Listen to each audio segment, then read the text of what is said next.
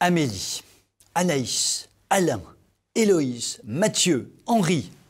Non, je ne suis pas en train de vous lire comme au bon vieux temps les colonnes du calendrier des PTT, mais de recenser les prénoms figurant dans un article récent de la presse régionale, dans le Télégramme de Brest pour être plus précis. Le but de la journaliste, dans cet article, n'est pas de faire l'appel dans une classe d'une école parisienne bon chic bon genre, mais tenez-vous bien, de nous informer d'une sombre histoire de trafic de drogue de la part d'une bande de jeunes venus de régions parisiennes pour faire leur sinistre commerce dans le Finistère. 10 prévenus, 6 hommes, 4 femmes, tous venus de banlieues du 9-3, du 9-1 ou d'ailleurs. Kevin et Antoine sont à la tête du trafic. Amélie les assiste. Anaïs joue les chauffeurs diplômés.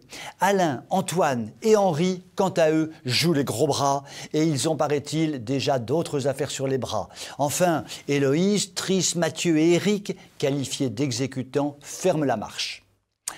Ce ballet de gens qui vont et viennent, qui arrivent et qui sortent, c'est beau comme une pièce de Georges Feydeau. C'est charmant, cette jeunesse en fleurs. Alors, certes, elle commet quelques débordements, mais n'est-ce pas, il faut bien que jeunesse se passe.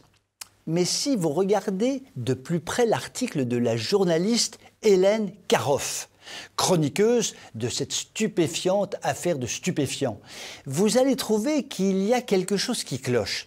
Il y a beaucoup de petites étoiles, d'astérix comme on dit, dans cet article. Kevin, astérix. Antoine, astérix. Amélie, astérix. Et qu'est-ce qu'on lit tout en bas de l'article pour expliquer cette bande d'astérix? Eh bien, j'ouvre les guillemets, les prénoms ont été modifiés. Hélène Karoff a modifié tous les prénoms. En fait, dans cette affaire, il n'y a pas plus d'Héloïse, d'Anaïs et d'Éric que d'élevage de porc en Arabie Saoudite. Les vrais prénoms de ces stupéfiants jeunes gens, il ne faudra pas compter sur Madame Karoff pour nous les donner. Ça s'appelle le grand remplacement journalistique.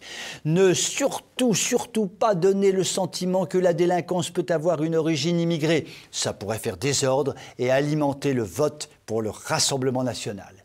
Finalement, elle n'est pas bête, la mère Hélène. On a le droit de changer les noms. Et je décide de l'appeler Hélène Aïssa Karoff-Bar. C'est plus joli, non? Cela dit, quitte à changer les prénoms, Madame Hélène Aïssa Karoff-Bar Akbar aurait pu faire preuve d'un peu d'imagination.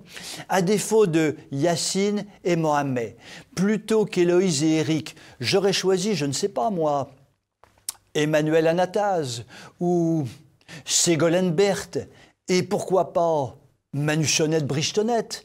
Cela aurait mis un peu de fantaisie dans ce monde de brutes. Je vous souhaite une excellente soirée.